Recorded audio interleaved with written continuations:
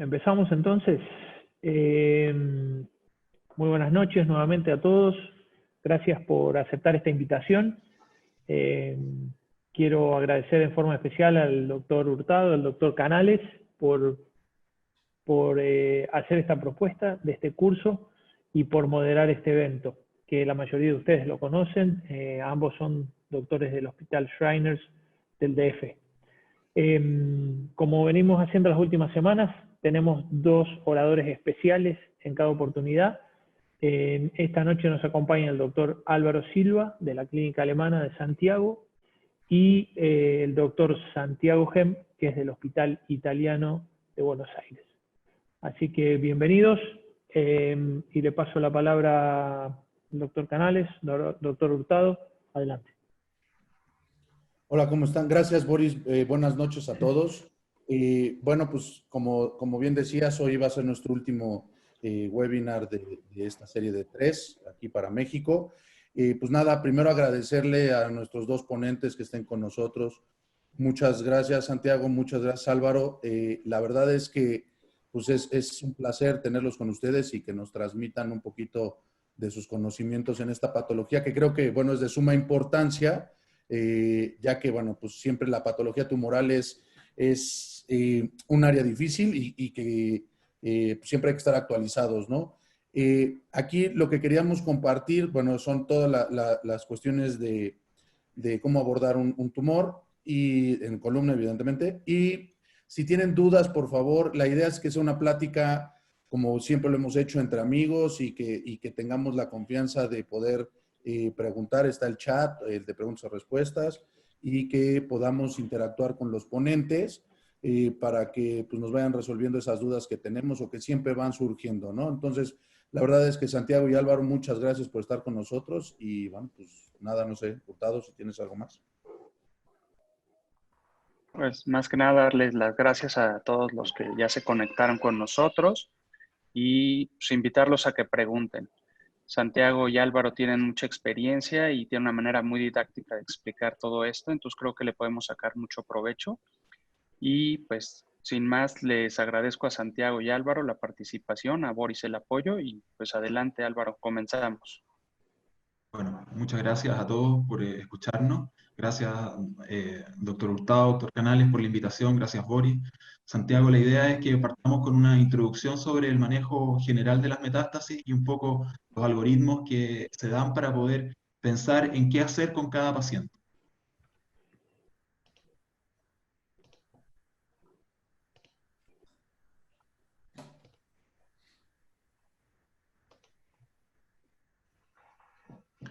Vamos a ver el manejo mini-invasivo de las metástasis vertebrales y en esta presentación hablar un poco sobre conceptos generales, sistemas de clasificación y algoritmos de tratamiento.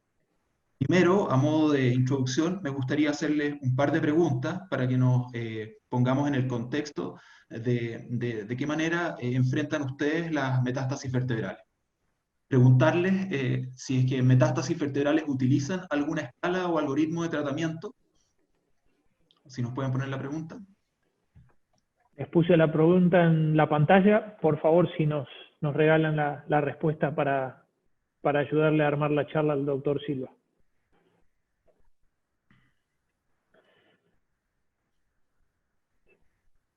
Listo. ¿Listo? Bien, tenemos, aquí lo ponemos. Doctor Silva. Ya, o sea, la mayoría, 2/3 en general, utilizan una escala y 1/3 no la utiliza. Probablemente sí utilizan alguna escala dentro de que la manejan de manera un poco intuitiva muchas veces, porque hay ciertos conceptos básicos en la ortopedia que todos manejamos. Y la segunda pregunta es que si utilizan una escala, ¿cuál usan con más frecuencia? ¿Las escalas de evaluación y pronóstico de Tomita o de Okuhashi, los sistemas de evaluación de estabilidad de SINS o los sistemas un poco más integrativos como el NOMS?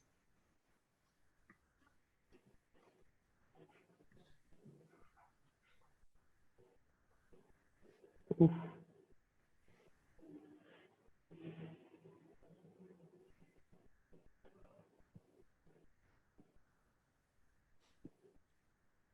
Un minutito y estamos. Doctor Silva, ahí está. Bueno, alrededor de la mitad ocupa, o casi 2/3 ocupan entre Tomita y Tokuhashi, que son sistemas clasificatorios de pronóstico, que son bastante parecidos, son bien contemporáneos los dos, y en relación a la estabilidad, un porcentaje menor ocupa el sistema de SINS, que vamos a tratar de explicarlo, y el NOMS.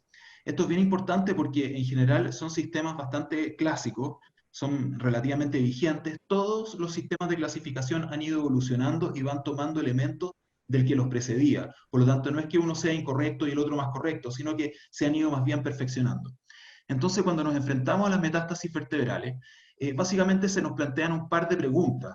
Sabemos que son pacientes con cáncer avanzado, sabemos que sus pronósticos vitales en general están limitados, ¿ya? Y cada vez van a ser más frecuentes además. Entonces queremos saber qué tratamiento es el más indicado para ese tipo de paciente y cuál es el límite, hasta cuándo yo le puedo indicar un tratamiento quirúrgico, por ejemplo, un paciente que tiene un cáncer en etapa 4 y que eventualmente su sobrevida no sea tan promisoria. Sabemos, a modo de resumen, que hay 3 grandes tratamientos para las metástasis vertebrales. La mayoría de los pacientes son tratados de manera médica, básicamente cuando tienen metástasis vertebrales pequeñas, ya sean múltiples o únicas. El uso de inhibidores osteoclásticos, como los bifosfonatos o los anticuerpos ahora, el denosumab y todo eso, previenen que estas metástasis crezcan y que tengan eventos metastásicos, que son básicamente la complicación de una metástasis. Es decir, yo puedo tener pacientes con múltiples metástasis vertebrales que terminan su vida sin haber tenido una complicación de la metástasis, y ahora muy ayudados por estos tratamientos preventivos como los inhibidores osteoclásticos. Después hay un grupo de pacientes que requiere de radioterapia exclusiva y que muchas veces en este momento, cuando son enfrentados exclusivamente por oncólogos o por radioterapeutas en nuestro servicio, muchos pacientes van directamente a la radioterapia. ¿Cuáles son los pacientes que se benefician de radioterapia? Aquellos pacientes que tienen una metástasis vertebral, pero que no se ha complicado. Esos pacientes que no tienen una fractura patológica, que no tienen compresión neurológica, basta la radioterapia para destruir el tumor intravertebral e inhibir entonces su crecimiento y su complicación. Y hay un pequeño grupo de pacientes, que en general no supera más del 10%, que tienen una complicación de su metástasis y que van a requerir de una cirugía, ya sea para estabilizar una vértebra o para descomprimir alguna estructura neurológica, la médula o alguna raíz nerviosa. Si hacemos un poco de historia, hasta más o menos principios de los años 2000, lo que todos manejábamos era que básicamente cuando teníamos una fractura patológica, sintomática, típicamente con dolor mecánico, debíamos estabilizarla de alguna manera. Cuando teníamos un tumor que hacía una compresión del canal raquídeo, sabíamos que debíamos descomprimir las estructuras neurológicas para recuperar el estatus neurológico. Y se manejaba en ese tiempo, años 90, principios de los 2000, que cuando teníamos una metástasis única, sobre todo de tumores que fueran relativamente radioresistentes, típicamente el ejemplo clásico de la época era el tumor de células renales o un tumor de tiroides, se aplicaban criterios oncológicos en su resección, como si fuera un tumor primario, y se hacía una resección del tumor en bloque, y de ahí surge, ¿no es cierto?, la técnica de Tomita, de la vertebrectomía por vía posterior, modificada, ¿no es cierto?, de Roacamil, y todas esas técnicas que tenían un criterio de resecar la metástasis única, con un criterio oncológico para evitar la recidida local en tumores que fueran radioresistentes. Y bueno, y en ese entonces se utilizaban todo este tipo de escalas que nos permitían un poco evaluar al paciente, a la vez hacer una estimación de sobrevida y planificar una estrategia quirúrgica de tratamiento. Tenemos acá el score de Tomita, que evaluaba ciertos factores que nos permitían hacer una etapificación del paciente para ver qué tipo de tratamiento le íbamos a indicar. Y también evaluaba anatómicamente la ubicación de las metástasis para orientarnos también qué tipo de cirugía se podía realizar. En la escala de Tokuhashi, que también un poco hacía lo mismo, evaluaba factores propios del paciente para evaluar su pronóstico vital y entonces hacer una recomendación de tratamiento, desde el tratamiento de soporte vital o paliativo sin ningún tratamiento más que el analgésico, hasta cirugías que podían ser tremendamente resectiva. Y también en el momento, Weinstein, Boriani y Biagini adaptaron su escala de tratamiento de los tumores primarios a el tratamiento de las metástasis, sobre todo de las metástasis únicas, para aplicar, ¿no es cierto?, este concepto de tratamiento oncológico de las metástasis. Entonces teníamos una serie, y hay muchas otras más clasificaciones del momento, que hacían un poco confusa la manera de enfrentar estos tumores. Y además teníamos el problema de la sobrevida de los tratamientos. ¿Cuáles eran las limitaciones de todo este sistema de clasificación hasta principios de los 2000? Primero, que fallaban mucho en el pronóstico vital. Yo recuerdo cuando hacía mi fellow en la Universidad de Navarra, hicimos un trabajo retrospectivo y evaluamos retrospectivamente, le aplicamos las escalas de Tomita a los pacientes que, por costumbre en el servicio, se operaban cuando tenían compresión neurológica. Y vimos que la escala de Tomita fallaba significativamente en las estimaciones de sobrevida. ¿Por qué? Porque claramente los tratamientos oncológicos iban mejorando. Además, estos sistemas de clasificación nos obligaban un poco a hacer grandes resecciones tumorales, cirugías muy agresivas, sobre todo en estos tumores medios radioresistentes, cirugías que tenían una alta tasa de complicaciones, sobre todo de infección. Estos son pacientes nuestros, un paciente que le realizamos una vertebrectomía en la época porque tenía una metástasis única, un tumor renal, y este paciente que se trató hace poco tiempo, pero que fue una urgencia hace 3 años, una metástasis de próstata con una compresión medular aguda, pero que se hizo de manera abierta, y el paciente evolucionó con una infección de la herida operatoria, y finalmente no recuperó su estatus neurológico, y estuvo 6 meses hospitalizado con aseos quirúrgicos, colgajos de rotación, es decir, le comprometimos tremendamente la calidad de los últimos meses de sobrevida del paciente. Y vivió más de eso, se logró cerrar la herida, vivió 6 meses, pero básicamente dentro del hospital y sometido a múltiples cirugías. Entonces, a mi juicio, en los últimos 10 años han habido 6 cambios de paradigma en el tratamiento de las metástasis vertebrales, que se los voy a enumerar, que han cambiado completamente un poco el enfrentamiento. El primero es a partir de esta publicación del doctor Roy Patchell, que es del año 2005, del Lancet, uno de los pocos trabajos randomizados, donde demostraron que realizar descompresión de una metástasis vertebral o de un tumor vertebral que estaba comprimiendo la médula lograba significativas mejorías sobre la radioterapia exclusiva. Entonces cambió mucho el tratamiento. Antes estos pacientes con compresión neurológica iban directo a radioterapia y un porcentaje menor recuperaba la neurología. Bueno, él demostró que descomprimiendo primero esos pacientes, esperando el tiempo necesario para que las partes blandas curaran y haciendo radioterapia posterior, los pacientes tenían una mucha mejor evolución neurológica. 2. Ha habido una mejoría significativa de la sobrevida de los pacientes con metástasis vertebrales y en etapa 4, gracias a las nuevas quimioterapias e inmunoterapias.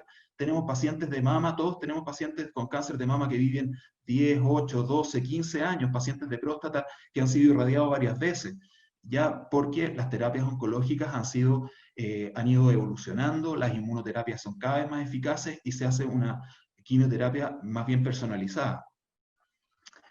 3. La introducción de la radioterapia de alta intensidad o estereotáxica, que sería como un símil de la radiocirugía. Eliminó el concepto de la radioresistencia. Antes teníamos una radioresistencia relativa. Por ejemplo, el ejemplo clásico en este momento es el tratamiento de un cordoma. Los cordomas, que son tremendamente radioresistentes por su crecimiento lento, el tratamiento estándar hasta hace pocos años era la resección quirúrgica, cirugías titánicas de resección y de reconstrucciones lumbopélvicas. Con la introducción de la radioterapia de alta intensidad de protones o de iones en aceleradores de partículas y administradas de manera estereotáxica, bueno, estos tumores ya no son necesarios de operar. Las series se han ido acumulando y hay evidencia significativa de que no es necesario hacer estas cirugías tremendas que además dejaban muy comprometido neurológicamente al paciente. 4. El concepto introducido por el grupo del Slow Kettering del doctor Bilski y Laufer de la cirugía de separación tumoral cambia el concepto de la necesidad de una resección tumoral amplia en una metástasis vertebral por una resección tumoral pequeña para hacer espacio a la médula espinal, para tener un pequeño espacio de seguridad de 2 a 3 milímetros para poder aplicar radioterapias de alta intensidad estereotáxicas que logren destruir la metástasis alrededor. por lo tanto nos limita a una cirugía muy agresiva, a uno mucho menos agresiva, que por lo tanto el paciente puede soportar. Quinto, la introducción de la cirugía mini-invasiva. Desde hace años venimos viendo que el uso de las técnicas de cirugía mini-invasiva, de las técnicas de patología degenerativa aplicadas a las metástasis vertebrales, como el relleno vertebral con cemento, como las fijaciones percutáneas, o como las descompresiones mini-invasivas, que disminuyen el trauma tisular, el sangrado, disminuyen significativamente las complicaciones, sobre todo de infección, y además nos permiten hacer un acceso precoz a radioterapia, sobre todo estas radioterapias que son estereotáxicas. Con el Dr. Gem y con otro grupo acabamos de revisar una serie de 70 pacientes tratados con técnicas mini-invasivas y tenemos complicaciones como roturas durales y hematomas epidurales, pero no tenemos ninguna infección en el grupo, ¿ya? Lo que es muy significativo. Y finalmente, la introducción de un sistema que reúne todo lo que había anterior, las clasificaciones de Tomita, Tokuhashi, la introducción de las técnicas de radioterapia, los conceptos de radiosensibilidad y radioresistencia, que es el enfrentamiento multidisciplinario del paciente metastásico o sistema NOMS, que permite definir una estrategia terapéutica muy ajustada a la condición del paciente. Entonces, veamos este sistema de clasificación tipo NOMS.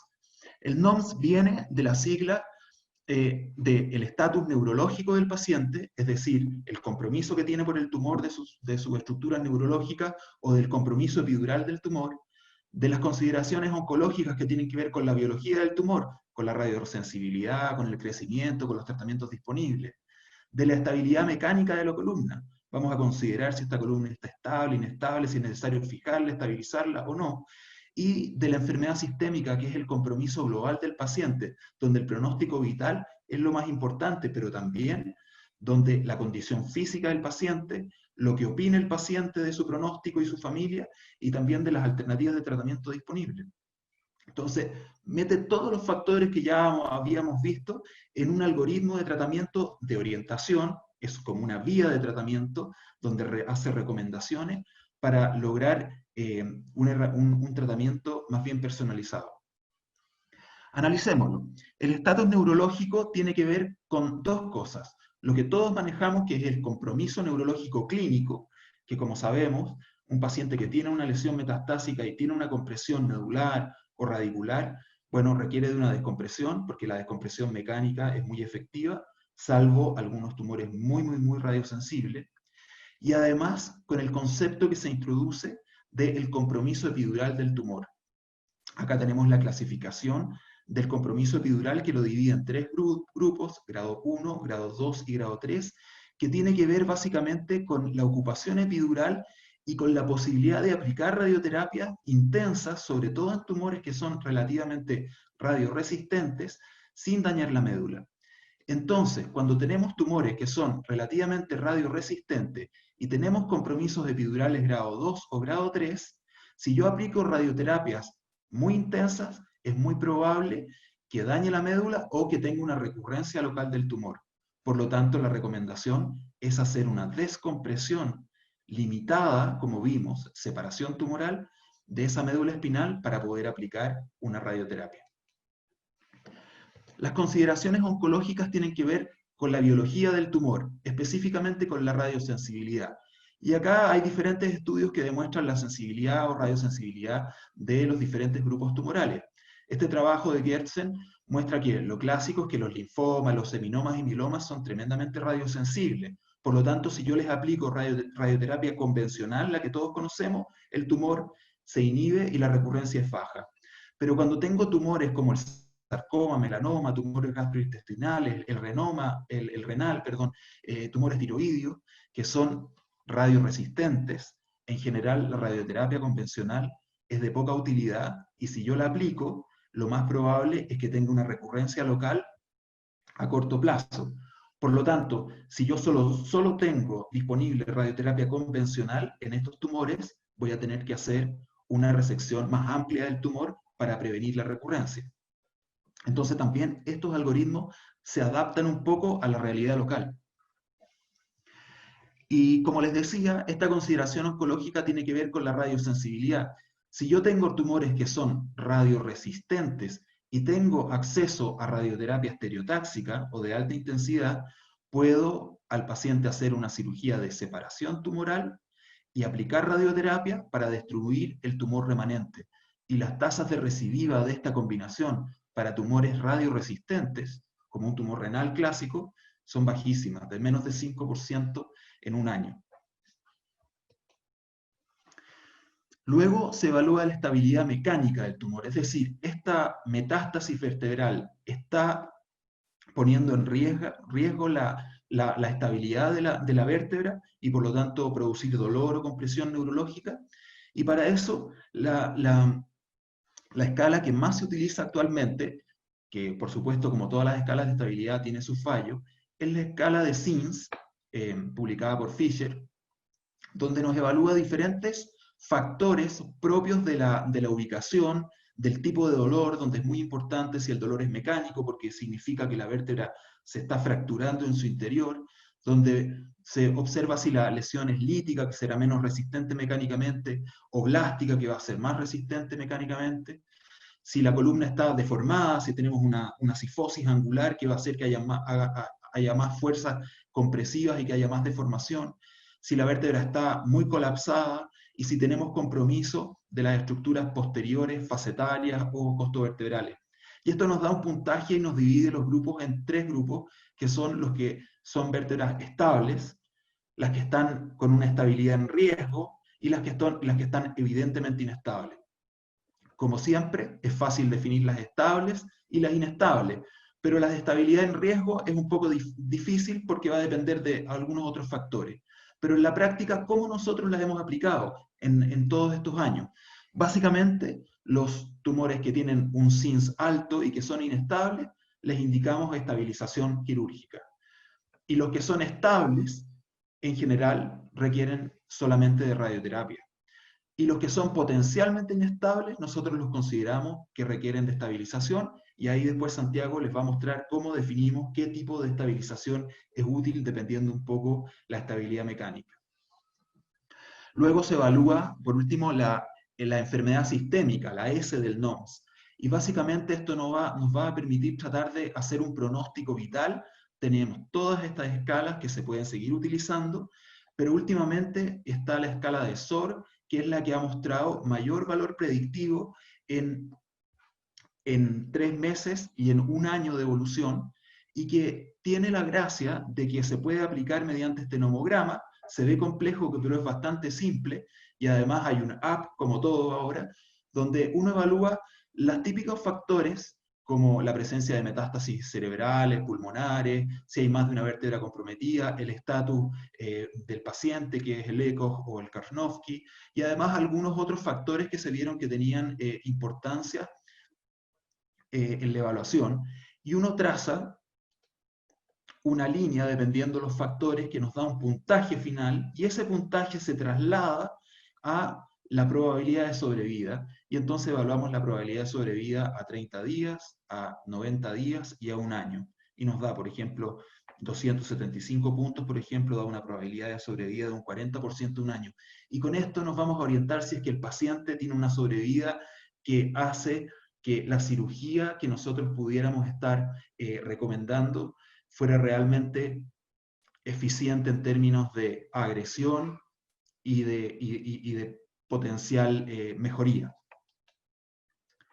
También en la enfermedad sistémica evaluamos si el paciente es operable o no operable. Puede ser que un paciente tenga una sobrevida estimada por estas escalas largas, pero esté emaciado o no quiera finalmente el paciente, dependiendo lo que diga él o su familia.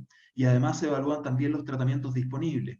Y en general en esta etapa es donde trabajamos muy de la mano con los oncólogos, porque como son tantos factores y ninguna escala pronóstica es capaz de ser exacta, los oncólogos finalmente, en el trabajo multidisciplinario, en el comité oncológico o los radioterapeutas, nos dicen si efectivamente este paciente pudiera ser susceptible de resistir o de ser beneficioso que fuera a una cirugía. Todo esto se resume en esta tabla, donde el paciente se evalúa primariamente por el compromiso epidural, y se clasifican en 2. pacientes con bajo compromiso epidural, 0,1, y pacientes con alto compromiso epidural. Se evalúa si el tipo tumoral es radiosensible o no radiosensible, la estabilidad mecánica y su condición física, básicamente si el paciente es capaz o no de resistir una cirugía. Y según esto, nos da las opciones terapéuticas. Obviamente que esto está basado en tener dos opciones de radioterapia, la radioterapia convencional y la radioterapia estereotáxica. Entonces, a modo de breve ejemplo para que vean, este es un paciente que nos tocó tratar esta semana, lo operamos el día martes, un paciente de 58 años, sano, que debuta con dolor dorsal mecánico severo sin ningún compromiso neurológico.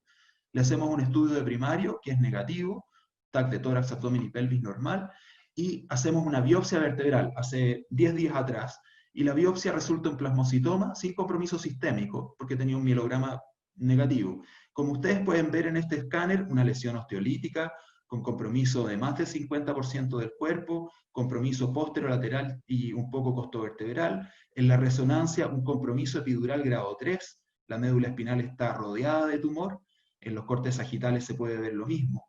Entonces, este paciente, ¿cómo encaja en este sistema? Primero, tiene un compromiso epidural grado 3. Segundo, es un tumor altamente radiosensible, un plasmocitoma. Tercero, la estabilidad mecánica es inestable. Nos dio 13 puntos en el CINS, que es cosa de verlo. De repente no es necesario tanto el CINS porque uno ya sabe que esta es una vértebra inestable. De hecho, estaba colapsada, compromiso lítico, posterolateral.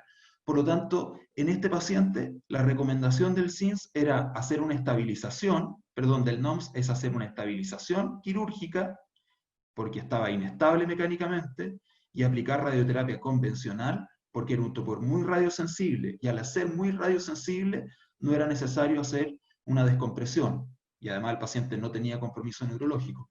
Y eso fue lo que le hicimos este martes, una fijación percutánea, 2 niveles por arriba, 2 niveles por abajo. El paciente se hizo hoy día su marcación de radioterapia, y va a empezar su radioterapia convencional la próxima semana. A modo de resumen, seguir el algoritmo del NOMS permite abordar la problemática del paciente de una manera integral y ordenada. Nos permite hablar un lenguaje común con el oncólogo y con el radioterapeuta, y la cirugía mini-invasiva es una excelente alternativa para disminuir los riesgos quirúrgicos y permitir que algunos pacientes que antes no podían ser operados, ahora puedan serlo. Muchas gracias. Gracias, Álvaro. Oye, Álvaro, yo tengo una pregunta. La única práctica, o sea, digo, porque casi todos los tumores o sea, que como si siguiéramos todo lo que pusiste ahí, pues digo, la única cosa para no operar a un paciente es más bien que no aguante, ¿no? Sería prácticamente lo único, ¿no? Claro, exactamente. Nosotros tenemos unas pequeñas diferencias porque, por eso puse que cuando el paciente tiene compromiso neurológico, nuestra tendencia, la natural, es ir a hacer la descompresión. ¿Ya? Eso está claro. A pesar de que este algoritmo de NOMS dice que el paciente con compromiso neurológico y un tumor radiosensible no podría ir solamente a radioterapia. Pero la verdad es que nosotros siempre lo descomprimimos porque creemos que la descompresión mecánica es más rápida y más efectiva que la radioterapia. Es un pronóstico un poco más aceptado. Efectivamente, la mayoría de estos pacientes que tienen compromiso epidural o compromiso neurológico requieren de cirugía. Y la gracia de estas técnicas mini-invasivas, que es una cirugía bastante limitada, ¿ya? Sangra poco, se complica poco y el riesgo de infección es muy bajo. Ok, bien, bien. La verdad, felicidades. Hay una pregunta del doctor José Fernando Ramos. ¿La estabilización anterior la realizas con algún implante o solo es posterior? ¿O sí haces estabilizaciones anteriores? Para ser sincero, en nuestra serie prácticamente no tenemos ningún paciente que haya requerido de estabilización anterior. Porque son metástasis, y la verdad que si uno tiene acceso a radioterapia estereotáxica, que es la misma radioterapia de siempre, lo único que va asociada a software donde se programa la radioterapia por diferentes portales y se logra mayor concentración en el foco. Si uno tiene acceso a radioterapia conformacional o estereotáxica, la verdad que no requiere de una estabilización anterior, solamente hace una descompresión, laminectomía, descompresión del pedículo y se saca un poco de tumor que está por detrás del ligamento común vertebral posterior. ¿Ya? El resto de la cirugía la completa la radioterapia. Ahora, si uno no tiene acceso a radioterapia estereotáxica, tiene solamente acceso a radioterapia convencional, ¿ya? Claro, ahí uno debería ser un poco más agresivo en la resección del tumor, porque si no, es muy probable que si el tumor es un poco más radioresistente, tengamos un crecimiento tumoral y nuestra cirugía dure poco y tengamos que reoperar al paciente. En ese caso, hay diferentes técnicas y uno debería aplicar las que conoce, hacer o en vía torácica un Kapener y se puede poner una caja por posterior. Si es a nivel lumbar medio alto, se puede hacer una doble vía, hacer una resección tumoral anterior y colocar un espaciador de cualquier tipo. Que no necesariamente tiene que ser una caja de titanio o cosas, pueden ser diferentes alternativas.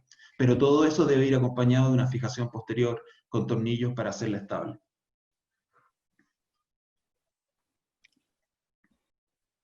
Álvaro, también nos están preguntando el doctor Sergio Hernández que en caso de destrucción vertebral a nivel lumbar, L5 y niveles sacros con compresión del saco dural y radicular, ¿qué es lo que recomendarías? Claro, Un poco lo... en la práctica nosotros partimos haciendo esta cirugía mini-invasiva en tumores vertebrales en pacientes con radiculopatías, con metástasis sacra. Y lo que hacemos es exactamente lo mismo. Hacemos fijaciones percutáneas en puente, tornillos percutáneos por arriba y por debajo de las vértebras involucradas, y luego vamos a hacer una descompresión. Es bien sencillo si uno lo piensa, por ejemplo, a nivel lumbar, si uno tiene un tumor, una metástasis que está invadiendo el pedículo, parte de la vértebra y tiene compresión del canal y una radiculopatía, prácticamente a nivel lumbar la técnica es muy parecida a una técnica de un TLIF mini-invasivo. ¿Ya? Hace la fijación percutánea, aborda por el lado, saca la faceta, la lámina, y en vez de ir al disco, bueno, se va comiendo un poco el pedículo y reseca el tumor.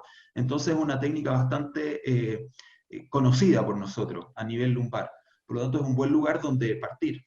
También hemos operado metástasis sacra y sacroiliacas, y hacemos también fijaciones lumboiliacas percutáneas. ¿Ya? Me ha tocado un paciente con un cáncer pulmonar y un mieloma que han tenido compromiso solamente de la estabilidad mecánica y fijaciones percutáneas, más radioterapia, y la evolución ha sido sumamente buena. Platicando con Santi en relación al tratamiento mínimo invasivo en este tipo de pacientes, y tú ya lo mencionaste, la caída en las infecciones en estos pacientes es fantástico, ¿no? Es una de las principales indicaciones o que ha hecho girar hacia ese tipo de tratamiento. Y la pregunta sería, pues ya hoy día prácticamente ya no optan por hacerlo abierto y hacer una cirugía muy agresiva, o todavía consideras que hay algunos casos que serían candidatos a estas cirugías tan agresivas que se hacían antes? Claro, bueno, básicamente tiene que ver con la conversación con el radioterapeuta, ¿ya? Hay algunas consideraciones. Por ejemplo, como les comentaba, hay pacientes, sobre todo pacientes con cáncer de próstata, que han sido irradiados ya varias veces. Un tumor que ya ha sido irradiado, debemos considerarlo radioresistente, porque no podemos dar más dosis de radioterapia a la médula porque podemos tener una lesión medular por radioterapia. Entonces, en esos casos, si volvemos a tener crecimiento tumoral, habitualmente somos un poco más agresivos para evitar la recurrencia, porque algunas veces el radioterapeuta nos dice que en ese paciente no le va a dar radioterapia ni siquiera estereotáxica, ¿ya? Entonces ahí tenemos que aplicar resección tumoral para darle tiempo y que no haya más crecimiento. Eso. Perfecto, gracias. Oye Álvaro, hay una pregunta del doctor González Mendieta que dice que después de que realizas la descompresión quirúrgica o la radioterapia, ¿qué pasa si le colocas el injerto o el espaciador por la parte anterior? O sea, ¿se ha visto que tengan alguna mayor complicación o alguna cosa sobre los injertos que se coloque ahí? O sea, sí está indicado poner en algunos casos injertos, supuestamente, pero ¿tienen alguna contraindicación o algo? Bueno, ese es un tema que también lo hemos estado viendo en esta serie de pacientes. De hecho, estamos estudiando el grado de fusión espontánea en estos casos. Nosotros no colocamos injerto en estos pacientes. Es como ir en contra de lo clásico, ¿no? Hacemos fijaciones sin fusión, ¿ya? Y la verdad es que hemos tenido mínimas fallas de implante, o sea, pequeños aflojamientos de tornillo, y hemos tenido hasta un 30% de fusión espontánea, probablemente por la radioterapia o por el tratamiento oncológico, son las alternativas, pero no hay fallos del instrumental. Por lo tanto, no es necesario hacer más gestos. Entonces son cirugías relativamente rápidas. La cirugía que demora más tiempo es la descompresión epidural, pero una cirugía de fijación percutánea es fijarla y no hacer técnicas de artrodesis como uno lo haría en una patología degenerativa, donde gasta más tiempo en hacer la artrodesis facetaria o en colocar artoinjertos si es que uno va a hacer un TLIF, por ejemplo. Acá la verdad no es necesario. Y lo mismo con una caja anterior, la verdad que no es necesario colocar injertos. A diferencia de, no sé, un tumor primario, donde uno va a hacer una resección con margen y tiene que hacer una reconstrucción pensando en que está curando al paciente y ese paciente va a vivir muchos años. Acá la sobrevida y en los pacientes que viven harto tampoco ha sido necesario, porque hay un porcentaje de pacientes que se fusionan espontáneamente. Continuamos, Santi, con tu plática. Y hay Algunas de algunas esas, preguntas que creo que se van a ir sí, contestando en el exacto. siguiente Algunas de esas preguntas segmento. que ya hicieron, después van a ver que las vamos a retocar, el tema de hacer la espondilectomía, el tema de la falla del constructo, lo vamos a ir charlando.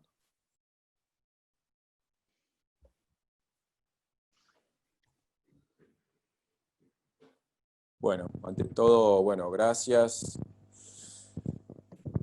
al doctor Canales, a Antonio, a Boris. Bueno, con Álvaro ya dimos varias charlas, así que estamos... lo bueno que la primera vez con Álvaro no nos conocíamos, y el primer curso que fuimos a dar a Dallas, invitados por Boris, nos conocimos ahí, lo bueno que hacíamos lo mismo, así que eso fue una grata sorpresa, que aunque nos separa la cordillera, del otro lado usábamos el NOMS, así que bueno, así que estamos trabajando en varias cosas juntos. Los objetivos del tratamiento, yo voy a tratar de explicarles lo más pedagógicamente posible cómo pensamos el paciente en base a lo que contó Álvaro del NOMS y qué técnica quirúrgica dentro de las técnicas mínimamente invasivas utilizamos. Lo que hay que tener en cuenta, ¿sí?, es que como en un equipo de fútbol, ¿sí?, en un equipo de fútbol cada jugador tiene distintas funciones, ¿no? El arquero va a cuidar de la portería, el delantero tratar de meter goles, mediocampista recuperar la pelota, pero más allá de esos objetivos individuales hay un objetivo colectivo, que es ganar el partido. Y acá, en las metástasis, los objetivos básicos son sacarle el dolor al paciente, restablecer las funciones neurológicas, restablecer la estabilidad espinal y el control local del tumor. Pero todo eso tiene un objetivo, así como era ganar el partido para un equipo, acá es mejorar la calidad de vida del paciente, y eso no hay que perderlo de vista, ¿sí? Porque por ahí nosotros vamos con la supercirugía, una espondilectomía, y como decía Álvaro, los últimos 6 meses del paciente o 3 se las pasa con graves complicaciones. El problema del manejo de las metástasis es que tenemos que considerar muchas variables de lo que estuvo hablando Álvaro, ¿no? Si hay invasión del canal, si hay problemas de estabilidad, y a su vez, por otro lado, es una población frágil, ¿sí? Son pacientes en términos generales frágiles. Por más que hay grupos que tengan una sobrevida más prolongada, es una población frágil debido a la quimio, a la radioterapia y los demás tratamientos que suelen realizar. Esto es lo que vimos del NOMS, ¿sí? Y del NOMS, que esta sigla neurológica, oncológica, mecánica y sistémica, nosotros como cirujanos, ¿sí?, tenemos que expedirnos en 2 principales, que es la neurológica y la mecánica, ¿sí? ¿Y cuál es la pregunta como cirujano que nos tenemos que hacer? Es, en la neurológica, preguntarnos, ¿existe algo para descomprimir? En la mecánica, ¿existe algo para estabilizar? Bien. Vamos primero por si existe algo para descomprimir. Vamos a utilizar, ahora van a ver en cada caso que les voy a mostrar, lo que explicó Álvaro. el trabajo de Pachel, que él nombró, publicado en Lancet en 2005, es evidencia nivel 1, porque fue un trabajo, un trial randomizado, que en la mitad del trabajo hubo que pararlo, era antiético. ¿Por qué? Porque los pacientes que tenían compresión medular y los descomprimían quirúrgicamente andaban muchísimo mejor que los que le hacían radioterapia solo, ¿sí? Que hasta entonces era el único tratamiento. Los pacientes que descomprimían recuperaban la deambulación, mientras que los otros no. Entonces el comité de ética determinó que ahí hubo que parar el trial. Así que es evidencia nivel 1. Y hay una excepción, como Álvaro se los nombró, que son los tumores llamados altamente radiosensibles, como el mieloma, el linfoma y el seminoma. Bien, la mecánica, la pregunta que nos hacemos, ¿existe algo para estabilizar? Y nos vamos a avanzar en la escala de Sins que Álvaro le mostró, ¿sí? Que esta escala está totalmente validada. Eso quiere decir que, de hecho lo hicieron ese estudio, ¿no es cierto? Esta escala y varios casos se la damos a distintos cirujanos y clasifican a las metástasis de similar forma. Así que es la mejor escala con sus limitaciones, pero totalmente validada. Vamos a un primer caso. Yo ahora después, este caso es como para tener una idea de la opinión de ustedes, del auditorio, y después vamos a empezar de casos más sencillos hacia más complejos. Paciente de 58 años, un hombre con metástasis en T4 de un adenocarcinoma de pulmón, con metástasis óseas. Este paciente tenía mucha dorsalgia, mucho dolor mecánico, y mientras esperaba que su seguridad social autorizara la cirugía, en pocos días hace un deterioro neurológico, ¿sí? O sea, hasta entonces estaba con un buen performance status, pero finalmente hace una paraparesia. Y vemos estas imágenes, ¿sí? Esta importante compresión medular y esta gran invasión del canal. Acá pueden ver la TC, el colapso vertebral, ¿sí? Esta escoliosis de novo, el compromiso de la costovertebral y la invasión del canal. Así que acá, Boris, vendría mi primer pregunta, es un poco a ver qué opinen, más allá de lo que explicó Álvaro, sería bueno que cada uno lo haga de lo que hace en la práctica diaria, ¿sí? Y no ahora porque Álvaro explicó o les presentó el NOMS, porque está bueno para poder ir compartiendo esos diferentes puntos de vista. Así que pueden ir votando. La primera opción sería poner un corset y cuidados paliativos, un corset y radioterapia, hacer una cementación de la vértebra T4 más radioterapia, una fijación más radioterapia, fijación, descompresión más radioterapia, y finalmente hacer una resección en block, por supuesto con fijación, ¿no? Son como distintas opciones, y lo bueno es eso que les pido, traten de votar de cómo lo harían en la práctica.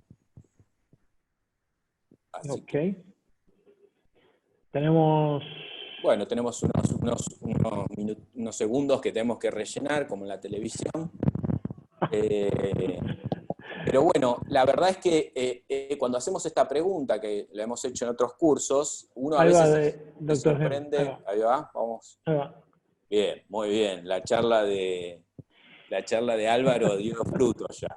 Pero me gusta porque hay alguien que pone resección en block, otro fijación y radioterapia y, por ejemplo, no lo descomprime, otro le pone un corset y lo manda a radioterapia. Con esto quiero mostrar que si esta pregunta la hubiésemos hecho al principio, les puedo asegurar que iba a ser todavía más heterogéneo. Esto quiere decir que no hay, digamos, las metástasis, si bien hay algoritmos, en muchos lugares en la práctica diaria hay gente que sigue algoritmos y otros lo hacen a partir de la experiencia, y no es que, como dijo Álvaro, no es que esté mal, pero bueno, es importante que ustedes puedan ver cómo se piensan o cómo se manejan las metástasis vertebrales a partir de este algoritmo. Bien, analizando este paciente que yo les mostré, con la clasificación de Bilski, ¿sí?, de los grados de invasión, es un grado 3. Por lo tanto, según ese trabajo de Pachel, los grados 2 y 3 que tienen compresión los deberíamos descomprimir. Al menos que sea un mieloma, un linfoma, un seminoma, que no es el caso, es un adenocarcinoma de pulmón. Así que el tratamiento, o la pregunta, ¿existe algo para descomprimir? Claro que sí, vamos a tener que ir a descomprimir este canal, ¿sí? Esa es la primera pregunta que decíamos que nos hacíamos en la esfera neurológica. En la mecánica, bueno, ¿hay algo para estabilizar?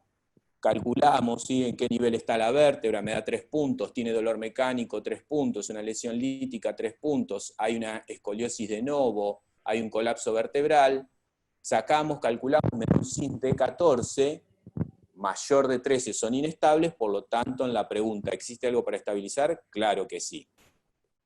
Ahora bien, acá pueden ver lo que hicimos, ¿sí? Hicimos una fijación percutánea desde T2 a T6, con descompresión MIS a nivel de T4.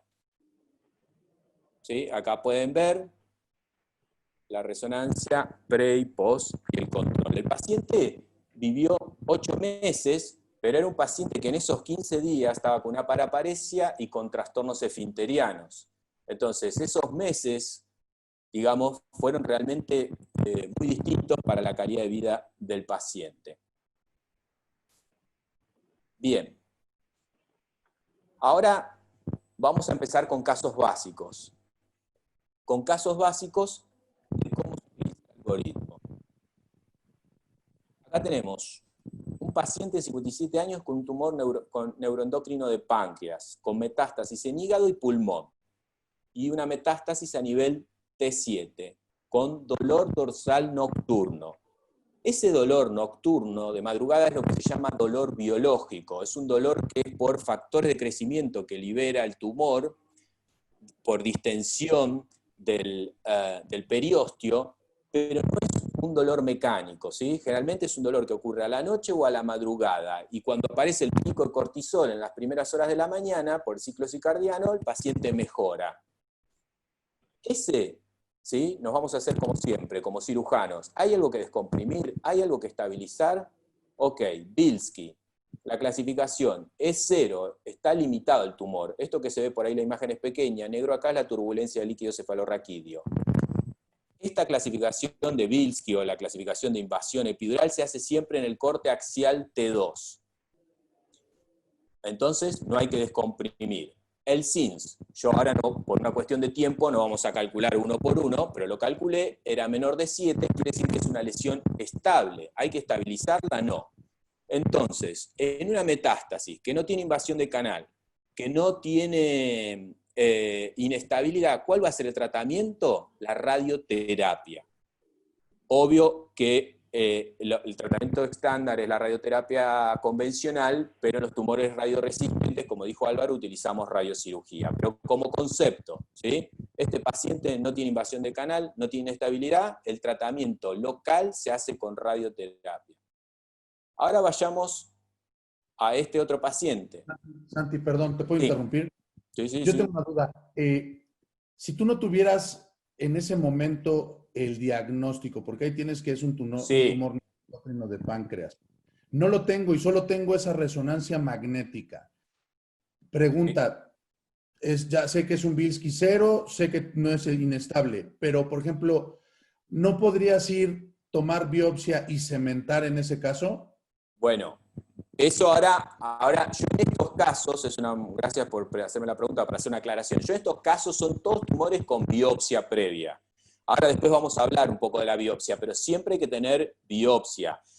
El único caso, digamos, si un paciente está con una enfermedad diseminada y hace metástasis ósea por todos lados, en el contexto de esa enfermedad diseminada, está bien, pero en el resto de los pacientes, por ejemplo, un cáncer de mama, hace tratamiento, cuadrentectomía, anda bien, y a los 5 años hace metástasis ósea. Siempre tenemos que tener el rédito.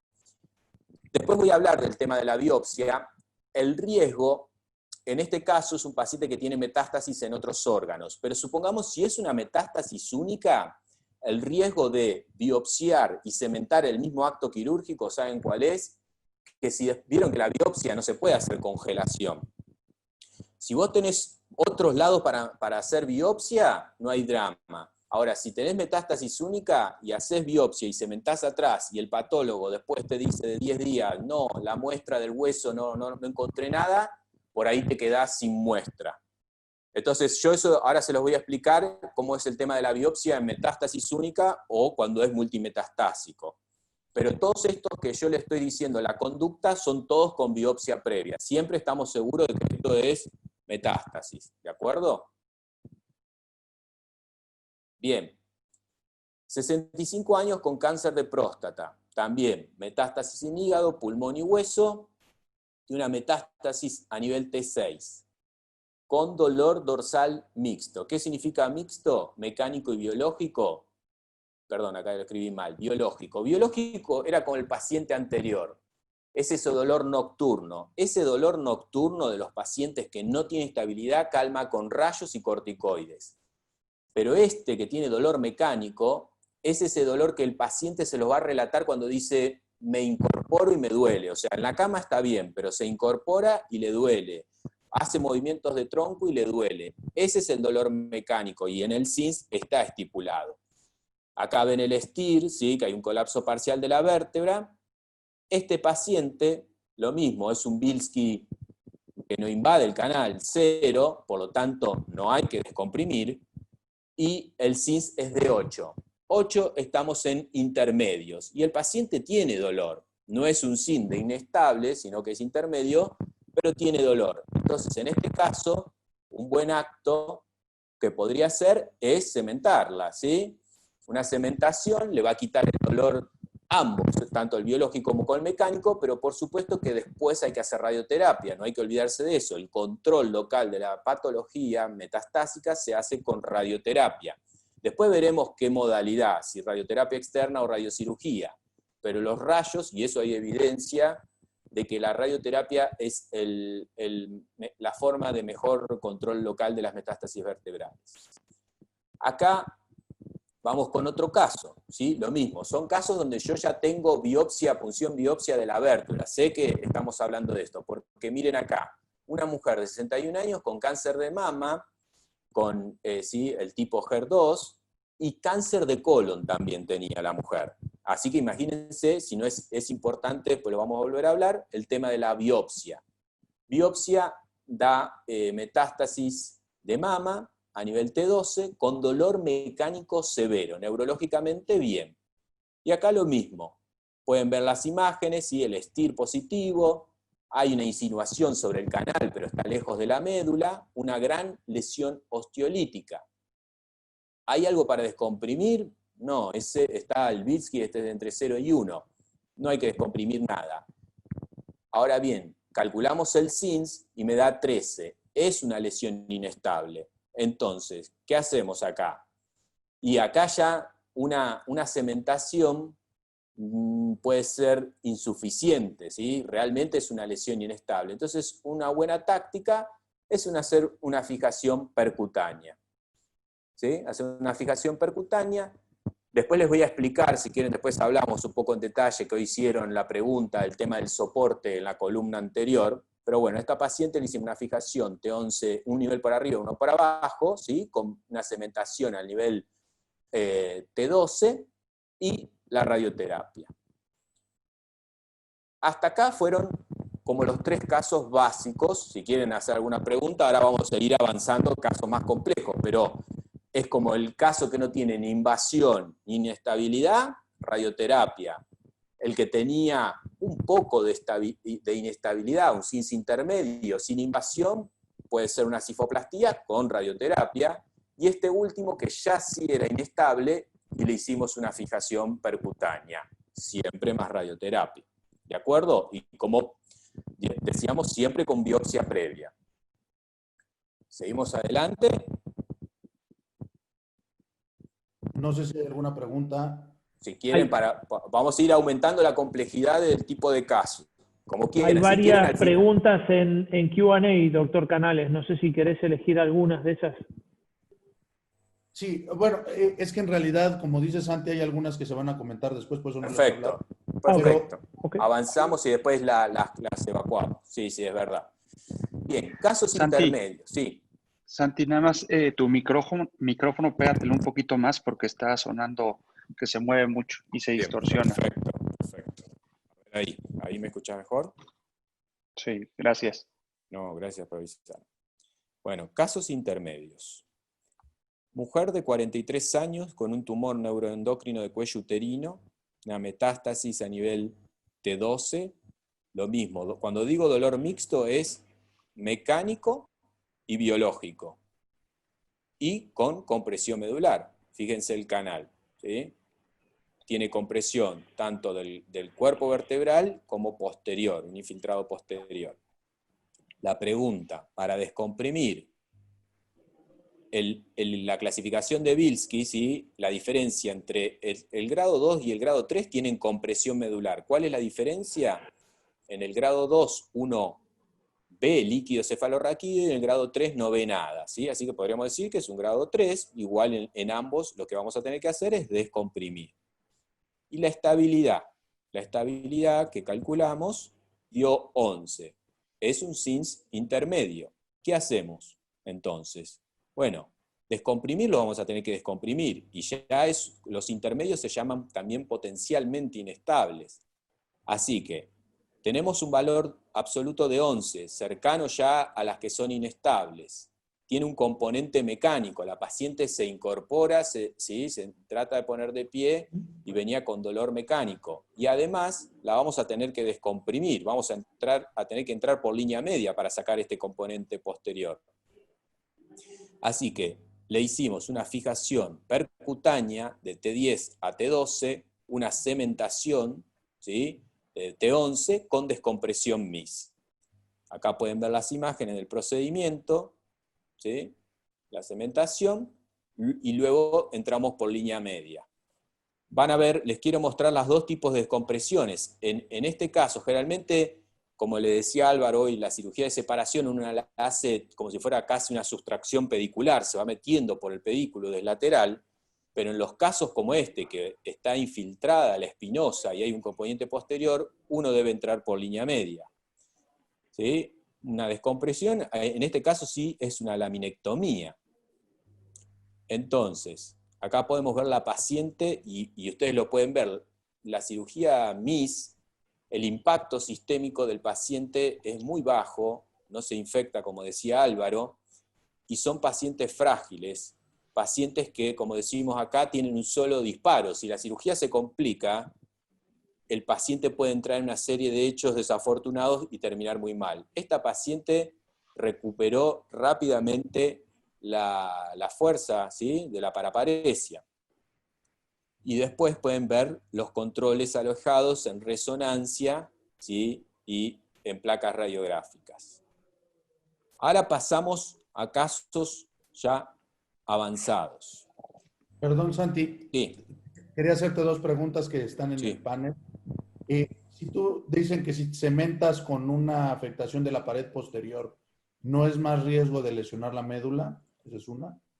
Bueno, es verdad que uno puede, digamos, en teoría el compromiso del muro posterior es una contraindicación, siempre se hablaba. Hay que utilizar el cemento muy espeso y uno lo está viendo. Y aparte otra cosa, fíjense, en este caso, nosotros ¿qué íbamos a hacer? Una descompresión.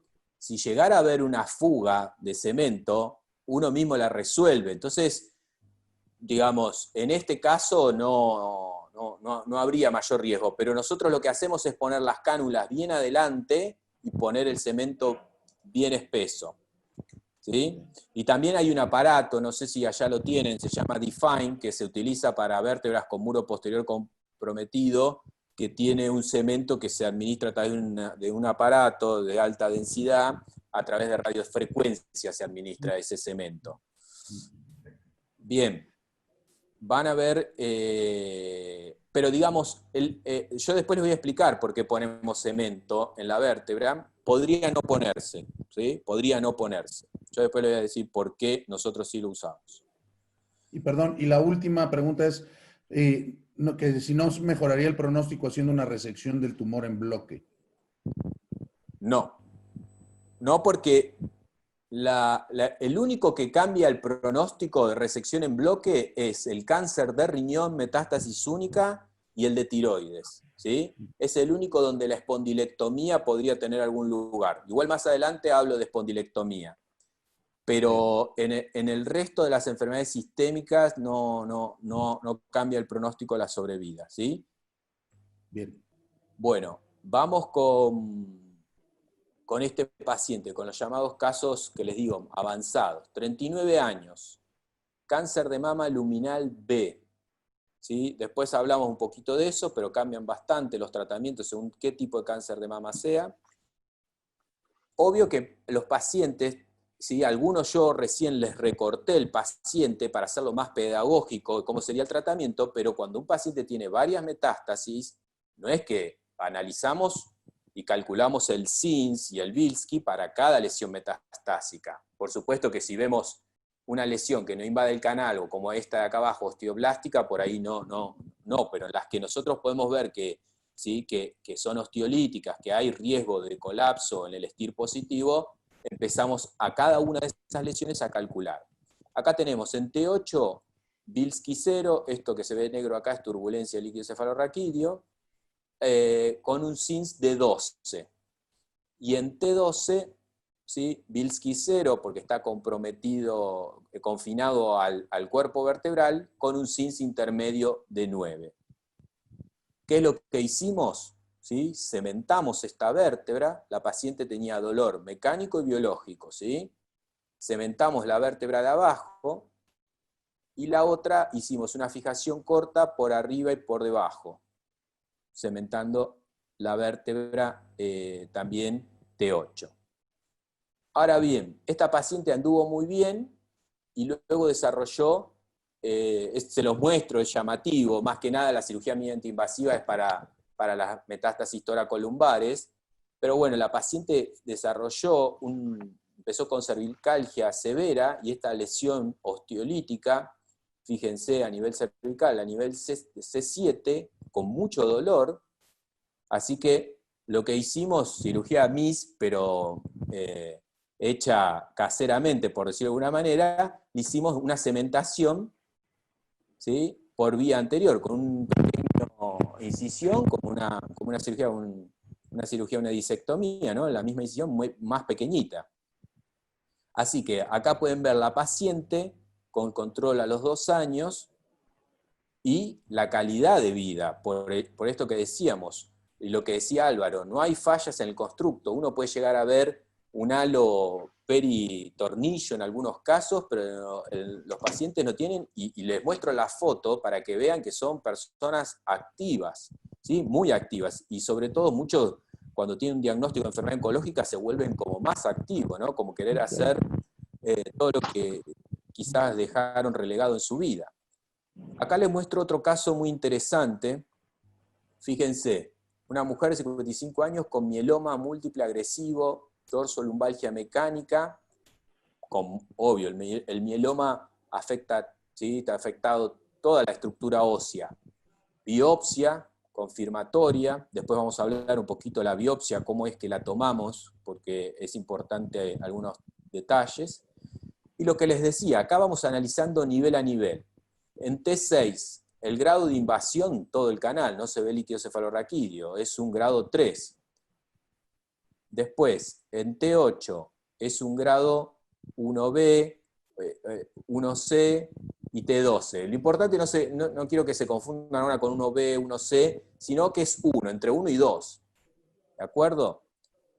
Y el SINS, acá se los puse, les calculé, 6, 7, 7, y T12 nos da un SIN de 13.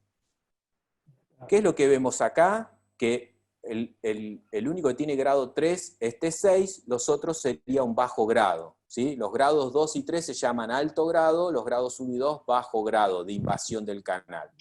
Y el SINS, tenemos SINS bajos, ¿sí? Prácticamente de SINS estable, excepto T12 que nos da un SINS inestable.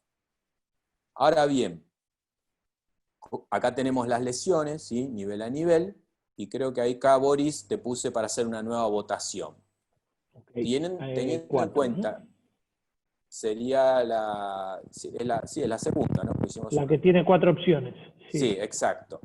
¿Qué conducta adoptaría si corset y cuidados paliativos, corset y radioterapia, fijación más radioterapia, fijación, descompresión más radioterapia? Obvio que, bueno, la pregunta yo entiendo, puede decir, uy, pero no puedo contestar la opción exacta porque hay muchas vértebras comprometidas. Pero bueno, más que nada, vos avisame, Boris, cómo viene la... Ahí estamos. Están votando, todavía están votando. Perfecto, perfecto. Bueno, este caso, cuando terminen de votar, que seguro van a votar perfecto. Ahí va. A ver. Ahí va. Fíjate. Bueno, fijación, descompresión y radioterapia. Corset más radioterapia, bien. Bueno, es interesante, y por eso lo traje al caso, porque hoy Álvaro ya se los mostró, y acá se lo voy a mostrar con resultados. Fíjense, está bien, uno dice, un grado 3 hay que descomprimirlo, pero ¿qué les dijo hoy Álvaro? Los tumores altamente radiosensibles, miren la resonancia. T6, ¿sí? Lo único que hicimos fue tratarle la inestabilidad. ¿Por qué? Porque se acuerdan que en las excepciones para los Bilski 2 y 3, mieloma, linfoma y seminoma, no hay necesidad de descomprimirlo. Miren cómo se limpia el canal.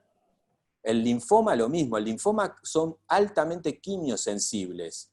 Les puedo asegurar que con linfoma al paciente le hacen la quimio y ya se siente bien en la primera dosis de quimio, ¿sí? Y esto es con radioterapia, se limpia el canal, no le tuvimos que descomprimir. Así que, ante la presencia del mieloma, si hay invasión del canal, confíen en la radioterapia. Ustedes encárguense de la estabilidad. Así que lo que le hicimos fue una fijación corta, T12L1, con tornillos fenestrados y cementados. Bueno, avanzamos sobre otro caso de los más complejos. Una mujer de 61 años con cáncer de riñón, en 2011, tuvo una recidiva porque le habían hecho una nefrectomía parcial, hizo una metástasis suprarrenal, y una metástasis a nivel lumbar 4 que nos vino tratado ya de otro lugar, ¿sí? La paciente del interior de Argentina, con inmunoterapia, pero la habían irradiado.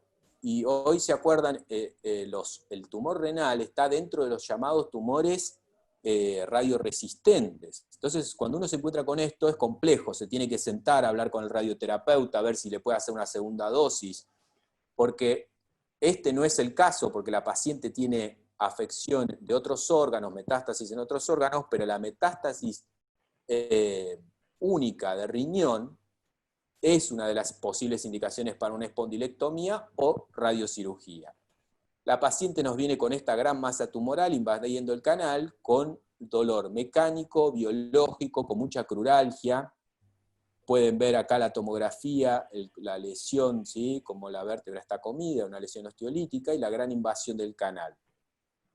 Entonces, hay que descomprimir, es un Bilski 2, sí, hay que descomprimir. Y un SINS 12 hay que estabilizar. Son SINS intermedios, pero cuando hay, ahora les voy a explicar por qué, cuando uno está ya llegando a los SINS inestables, y ni hablar si va a descomprimir, hay que fijarlos. Este caso se los muestro por varias cosas. Fíjense, fijamos un nivel por arriba, uno por abajo, cementamos, y otra cosa, en cáncer de riñón, la embolización previa, ¿sí? Porque son tumores que sangran mucho, muy vascularizados. Esto para que recuerden, ¿sí? Recién les mostré un caso de mieloma. Los mielomas son altamente radiosensibles. En estos 3 casos confíen que la radioterapia les va a limpiar todo el canal, no va a haber problema. Estos son de sensibilidad intermedia, y depende de los subtipos, hay que hablar, pero en términos generales responden a radioterapia externa, y estos, que los clásicamente se llamaban radioresistentes, son radioresistentes a la radioterapia externa, pero sí responden a la radiocirugía. Esta es la sigla de la radiocirugía, SBRT, ¿sí? Bien, la radiocirugía, lo que les contó Álvaro, ¿qué pasa? Es una gran dosis que yo le tengo que dar al tumor, pero yo tengo pegada la médula, y la médula dependiendo uno cómo administre la radioterapia, tolera entre 14 o 18 grays, y yo tengo que darle al tumor una dosis muy importante. Entonces, si yo tengo el tumor que me invade el canal y está pegado a la médula, no voy a poder dar esa dosis ablativa de radioterapia. ¿Por qué? Porque la médula es lo que se llama órgano a riesgo. Entonces, dependiendo de cada caso, es variable la distancia, ¿sí? Puede ser de 2 a 8 milímetros, dependiendo. Eso hay que charlarlo con el radioterapeuta muy bien para ver la táctica quirúrgica y lo que nosotros tenemos que hacer en la cirugía. Y es lo que se llama cirugía de separación.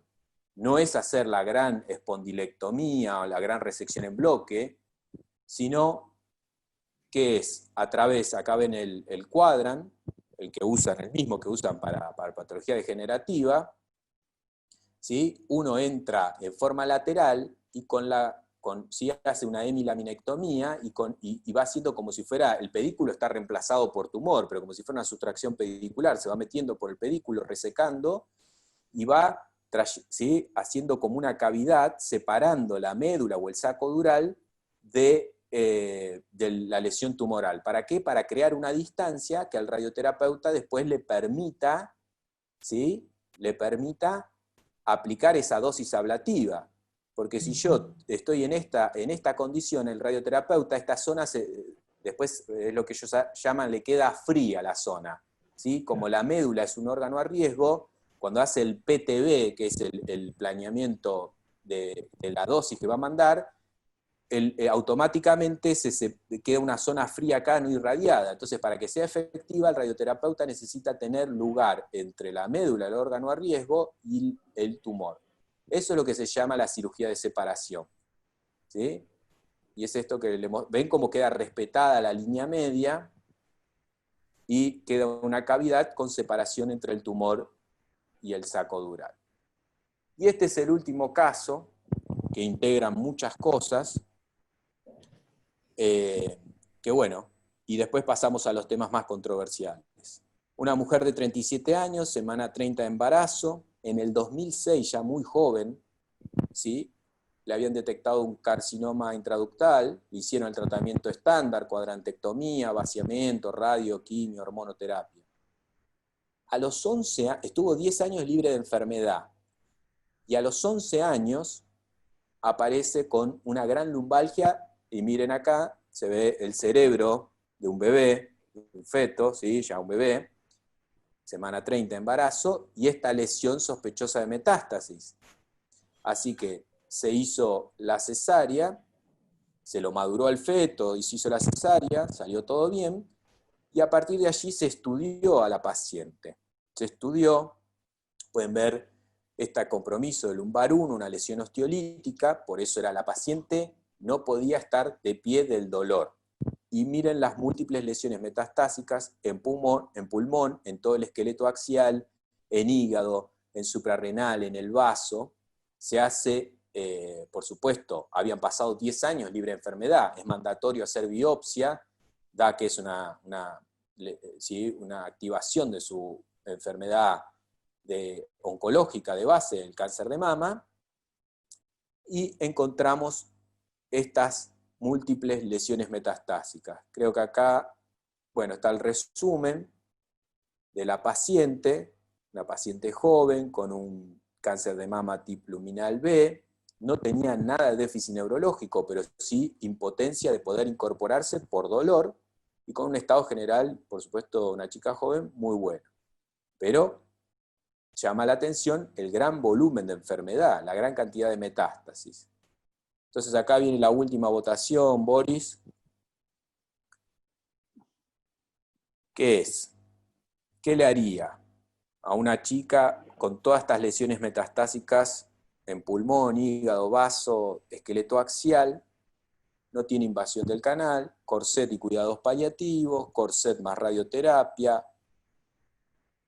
cementación más radioterapia, fijación más radioterapia, fijación más descompresión más radioterapia, o el número 6, espondilectomía.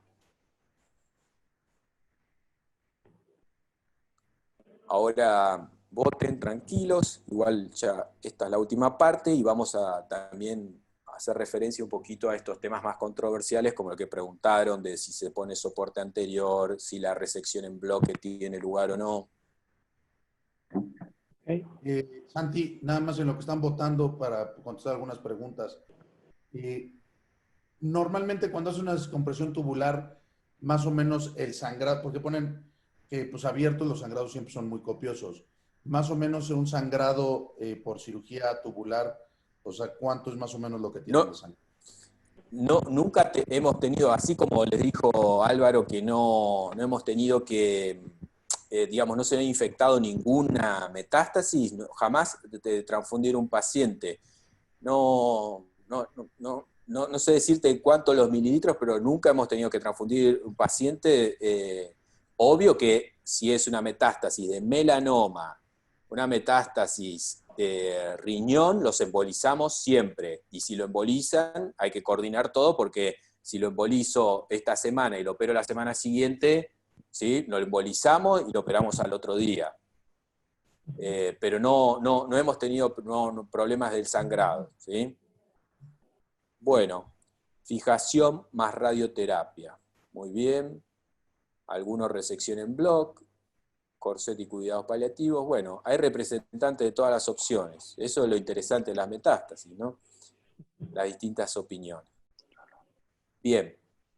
Entonces, siguiendo esta sistemática de trabajo, que no es la única, pero la que estamos presentando hoy con Álvaro, que es el NOMS, es nuestra paciente no tenía, también la escala que le decimos de Bilski es la escala imagenológica, también por supuesto tomamos los reflejos, la fuerza del paciente, la clínica, no tenía ningún signo de compromiso motor, de compresión, solo el dolor mecánico, así que Bilski grado 1, por lo tanto, radioterapia. Ahora bien, calculándole el SINS, nos da un SINS de 13, es una lesión inestable, por lo tanto, necesito estabilizarla.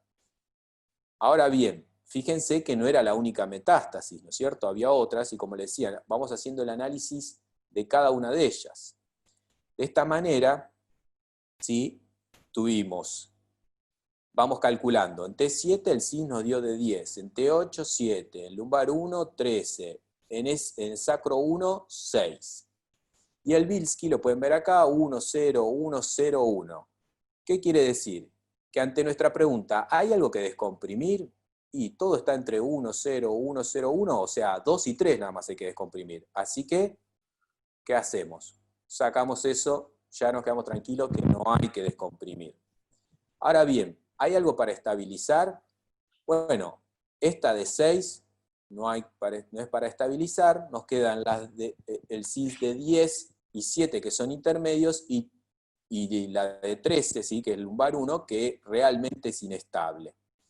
O sea, dos lesiones potencialmente inestables y una L1 inestable. Entonces, esas dos cosas son las que define el cirujano. Ahora, la esfera oncológica y sistémica nos las da el equipo multidisciplinario, el oncólogo, el médico internista, ¿sí? ¿Qué es? ¿Qué tratamientos posibles hay? Porque de repente hay anticuerpos monoclonales que nosotros ni sabemos que existen, y pues viene el oncólogo y nos dice, no, operalo porque hay posibilidad. Entonces, eso es muy importante, la discusión multidisciplinaria. Clásicamente la mama es un tumor que es radiosensible de los tumores sólidos, ¿sí? Y sistémicamente, ¿cómo se evalúa el pronóstico del paciente? Bueno, hay un montón de escalas, una de las más que exactitud tiene dentro de todo es la que mostró hoy Álvaro, el normograma. No obstante, yo a esta paciente le hice el cálculo con todas, ¿no? Con Tokuhashi, Tomita, Bauer, el Owestri y el normograma, y todo me daba como algo muy paliativo, con poca sobrevida. Sin embargo, la oncóloga me decía, no, va a tener de 1 año y medio a 2 años seguro de sobrevida, pero yo le digo, pero tiene metástasis, ¿no? Tiene metástasis hepática en el pulmón, un gran volumen de enfermedad. No, tenemos tratamiento, ok. Así que, por supuesto, además era una mujer que recién había tenido un bebé, la operamos desde ya, lo que le hicimos fue una fijación percutánea, 2 niveles por arriba, 2 por abajo, y a nivel T7 y T8 la cementamos. Luego le hicimos radioterapia, ¿sí? 3D conformada. Acá no tiene lógica hacer radiocirugía porque es una persona que tiene una paciente con muchas lesiones metastásicas. La radiocirugía se utiliza para metástasis única o paciente oligometastásico, que no supere 3 metástasis. Y este es el control, ¿sí? A los 3 meses, con su bebé, su familia, podemos ver el control al año. A mí cuando me mandaba la foto yo decía, bueno, lo que decía Álvaro, porque no se ponen injertos óseos. Yo decía, bueno, cuando la veía con la mochila, de repente en vacaciones, los pacientes empiezan a mandar, ¿sí? Esto es a los 3 años y medio, sin ninguna falla en el constructo. Esto es una foto en la cuarentena, ¿sí? Haciendo ejercicio en su casa. Y el nene, miren lo grande que está. Bien. Así que ahora vamos a los temas más controversiales. ¿Por qué cirugía MIS? Bueno, hay muchos trabajos, como siempre. ¿Por qué cirugía MIS? El NOMS, lo bueno que presentamos hoy, ustedes lo pueden utilizar con cirugía abierta o con MIS. El NOMS no es privativo de la cirugía MIS, ¿sí? Pero obvio que la jerarquiza el NOMS a la cirugía MIS. ¿Por qué? Porque habla que los pacientes con metástasis son pacientes frágiles donde hay que tratar de cumplir esos objetivos que vimos al inicio, mejorando la calidad de vida y tratar de minimizar el riesgo de una complicación. Son igual de efectivos para la recuperación neurológica, para el alivio del dolor. Lo que tiene la ventaja MIS es que tiene menor morbilidad.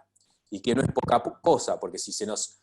Esto es lo que yo les quiero transmitir, lo mismo que le dijo Álvaro, que el paciente no se infecta, eso lo que lo va a llevar a ustedes es que le lleguen más pacientes, porque el oncólogo muchas veces le debe pasar, les mezquina al paciente, porque el oncólogo quiere hacer todo su tratamiento, y se lo da al cirujano, el cirujano lo infecta, se hace una fístula, perdió el paciente. Entonces, la cirugía MIS permite con gran efectividad poner rápidamente el paciente en manos nuevamente del oncólogo para que termine sus tratamientos de quimio, radioterapia, inmunoterapia. Entonces empiezan a llegarles más pacientes. Eso sí, les muestro este caso. Este caso es un paciente con un adenocarcinoma de pulmón que entró con una compresión aguda y la Seguridad Social no le autorizaba la cirugía MIS. Bueno, no hay que dudarlo, se opera con cirugía abierta, ¿sí? El NOMS sirve para abierta o MIS. Esto para que ustedes vean que no es que somos absolutistas, ¿sí? Si no hay posibilidad de utilizar MIS, se puede hacer tranquilamente en cirugía abierta. El CINS indeterminado son esos casos que decimos, ¿qué hacemos? ¿Los fijamos, los cementamos? Son los que nos caían, ¿se acuerdan?, entre 6 y 12. Bueno, esos pacientes no está del todo estudiado, pero hay algunas consideraciones que tenemos en cuenta para saber si somos más agresivos en el sentido, si las fijamos con tornillos o si solo hacemos una cementación. ¿Qué consideramos? El valor absoluto. Si está a 12, ya está casi cerca de las inestables, obvio que vamos a hacer una fijación. El dolor mecánico es ese dolor que el paciente nos refiere cuando pasa de estar acostado a estar sentado, de sentado a parado y le duele, ¿sí? Asociado al movimiento. Ese dolor mecánico tiene mucho peso. Otra cosa, si el paciente va a hacer radiocirugía, hay que tener cuidado, la radiocirugía aumenta hasta en un 40% la tasa de futuras fracturas. Entonces un CINS intermedio que yo le voy a hacer radiocirugía, probablemente lo fijemos. Y otra cosa que hay que considerar es, a nivel lumbar tiene mucho más valor el defecto osteolítico del cuerpo vertebral y el compromiso pedicular. Mientras que a nivel torácico lo que no importa tanto el defecto osteolítico del cuerpo, ya que está sostenido por la parrilla costal y demás, ¿sí? La biomecánica es distinta, lo que más relevancia se vio que tiene es el compromiso de la costo vertebral. ¿De acuerdo? Por eso, en estos casos, hicimos cementación y abajo la fijación. Ahora bien, el primer paciente que hoy les mostré, ¿se acuerdan? El primero que votaron. Ese paciente, como yo les decía, tenía compromiso de la costo vertebral. Es un paciente que estaba deambulando, pero mientras esperaba la Seguridad Social que le autorizaran la cirugía y demás, hizo ese deterioro abrupto. Por eso esto simplemente para recordar que el compromiso, cuando tengan pacientes con compromiso de la costo vertebral, apúrense, ¿sí? Con un CINS intermedio, elevado, apúrense a operarlo, a estabilizarlo, porque es muy inestabilizante ese compromiso. ¿Cuántos niveles fijar? Bueno, tradicionalmente fijábamos 2 niveles por arriba, 2 por abajo, pero bueno, Álvaro el año pasado organizó una muy linda jornada en Chile y lo invitó a Laufer, al creador del NOMS. Laufer junto con Bilski, bueno, todo el grupo del Memorial Sloan Kettering Cancer Center de Nueva York, están haciendo tienen infinidad de publicaciones, están haciendo fijaciones cortas, con tornillos cementados. Así que nosotros empezamos a utilizarlo y tenemos experiencia en algunos casos, ven, fijaciones más cortas en pacientes con SINS realmente inestable.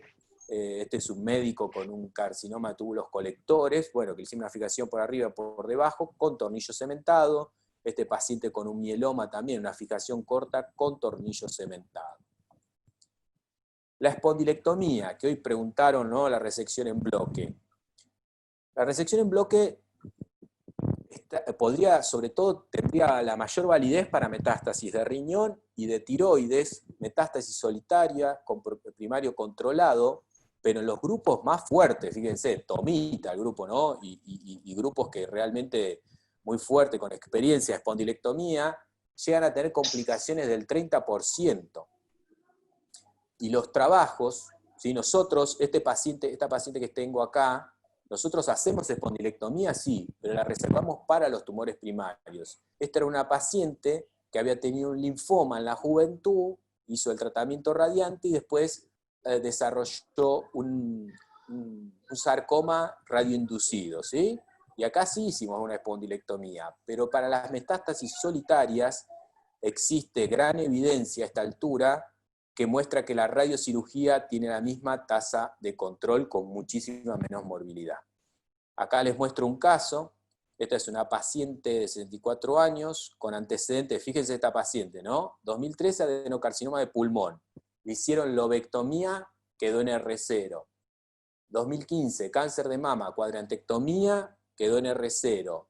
2017, cáncer de cuello uterino, le hicieron anexohisterectomía, R0. Y en los controles aparece esta pequeña lesión en el PET, ¿sí?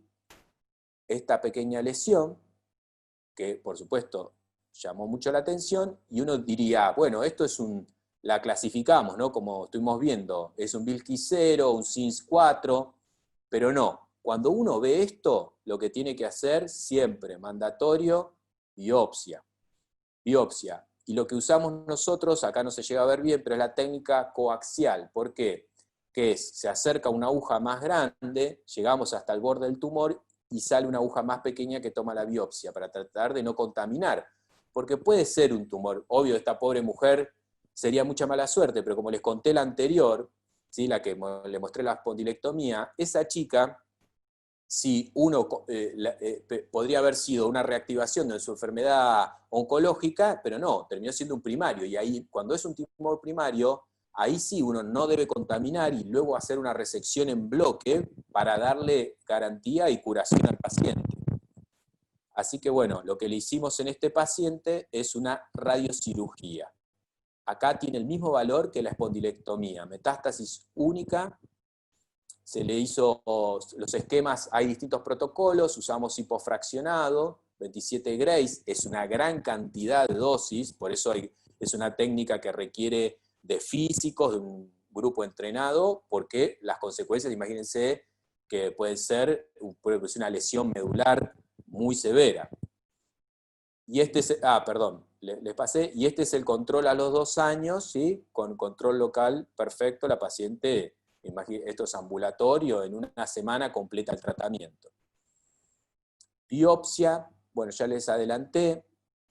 Saber que estamos tratando antes de tomar una conducta terapéutica. Siempre que uno pueda, por lo menos esa es nuestra visión, siempre tomamos biopsia, porque puede ser un primario y uno puede cometer un error, porque ustedes ya vieron, hay pacientes que tienen más de un tumor primario, y no es lo mismo que sea una metástasis de colon, que sea una metástasis, que de repente el paciente tiene un cáncer, nos ha pasado, ¿sí?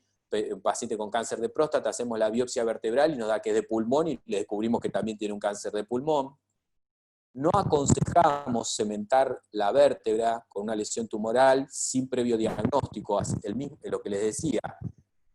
Una cosa es cuando ya, si hay otras lesiones para biopsiar, pero si es metástasis única, uno si hace el acto de biopsiar y cementar, se puede quedar, después la muestra no puede ser insuficiente y no tiene dónde sacar más muestra. Entonces, si hay otras lesiones, bueno, ahí sí, pero si no, no lo aconsejamos. Falla en el constructo. Estos pacientes, estamos haciendo, bueno, tanto la bibliografía, ¿sí? La bibliografía con cirugía abierta tiene muy bajo índice de fallo en constructo, un 2 a un 8%, radiológico, ¿sí? Sintomático. El Laufer, una serie muy grande, llega al 3%, pero pacientes con muchos niveles, ¿sí? Y en cirugía abierta. Imagínense que en cirugía MIS uno está dejando toda la banda de tensión posterior intacta atrás, ¿sí? Los tejidos, los músculos, parece que no, pero todo eso también ayuda.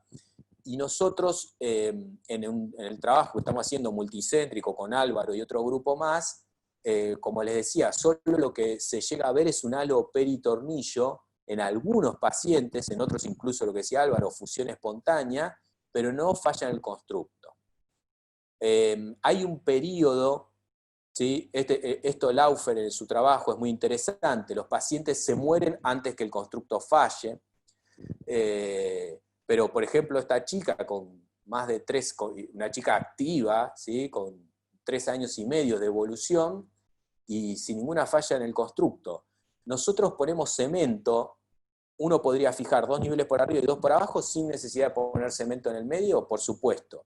Lo que pasa es que la radioterapia hace que la vértebra, ¿sí? Comprometida, en este caso lumbar 1, se vaya remineralizando. Pero eso ocurre alrededor de al mes o 2 meses después de la radioterapia. Entonces ahí se calcula que en los primeros 3 meses hay un mayor estrés del constructo, producto a que la columna anterior no hay ningún soporte.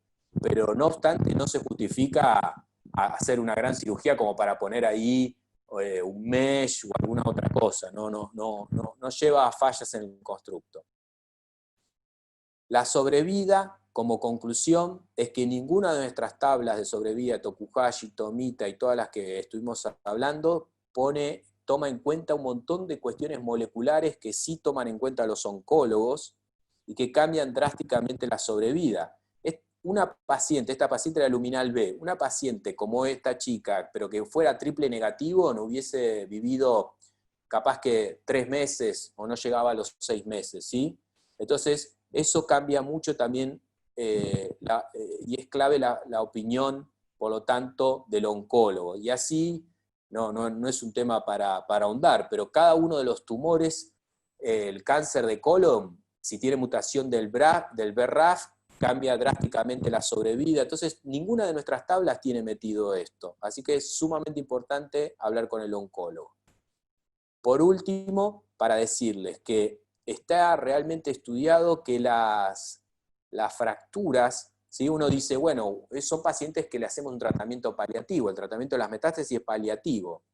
No obstante, hay trabajos que demuestran que el colapso vertebral, la fractura, ¿sí? Con colapso vertebral, aumenta la mortalidad de estos pacientes, porque entra en una serie de hechos desafortunados. El paciente de repente no deambula, hace una TBP, o aumenta el consumo de opioides, y eso le trae otro tipo de trastornos, así que se ha asociado a a una reducción en la sobrevida. Y por otra parte, hay trabajos, ¿sí? Este trabajo muy interesante, que no obstante, en pacientes con poca sobrevida, lo que más se debería considerar es el performance status, ¿sí? Del paciente.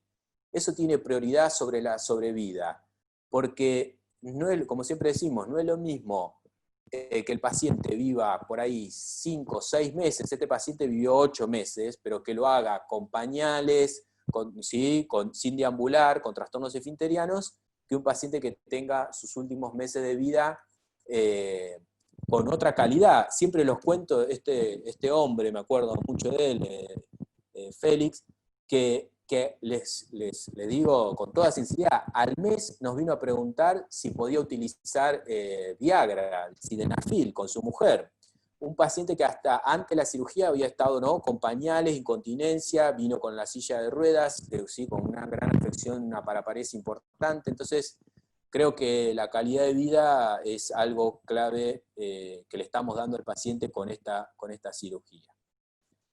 Bueno, mucha información, así que ahora sí los escucho todas las preguntas que me quieran hacer. No sé si hay algunas preguntas dentro del chat. Digo, la verdad es que, Santi, prácticamente respondiste casi todas las que están ahí. No sé si alguien más tenga alguna pregunta. Dado. No se te Creo escucha. que se tocaron todos los puntos. Pues muchas gracias a los dos. Creo que fue algo muy, muy útil para todos. Tuvimos un panorama muy amplio y creo que nos llevamos muchos conocimientos nuevos.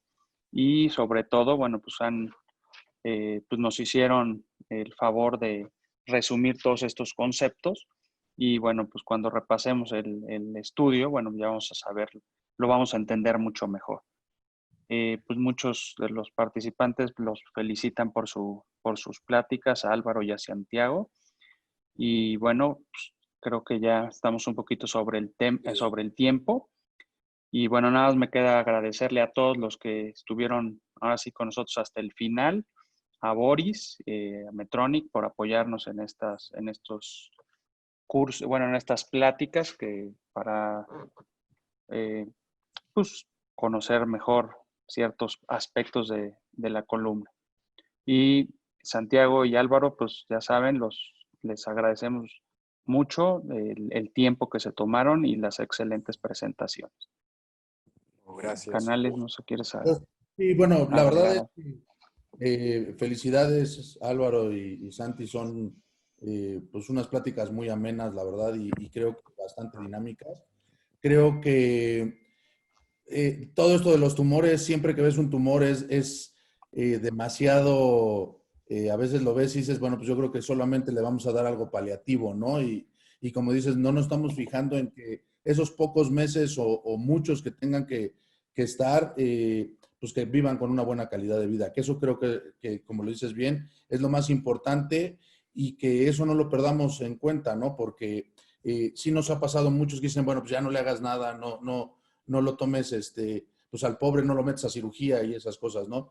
A mí creo que la práctica de esto que me quedó es, pues que sí podemos en algunos casos tener unas alternativas, por más feo que se vea ese tumor, y siguiendo ciertos lineamientos, al final de cuentas, bueno, habrá gente más experta en esto y que, bueno, habrá que referirlo como ustedes, pero sí creo que al ver un tumor no hay que asustarnos y creo que esa fue la experiencia que yo recibí de ustedes y que creo que a muchos les sirvió y les doy las gracias y la verdad es que fue muy buena plática. Muchísimas gracias. Un gusto, un gusto. Muchas No me gracias. queda nada Sí. más que agradecerle nuevamente al doctor Hurtado, doctor Canales, por la idea, por el concepto, y a Álvaro de Santiago por la presentación. Recién le decía al doctor Canales que está tan didáctico que hasta yo lo entendí, así que muy, muy bueno, muchas gracias. Gracias a todos los que estuvieron, hubo 60 fieles que nos aguantaron hasta el final. Muchas gracias por formar parte de este programa y muy buenas noches.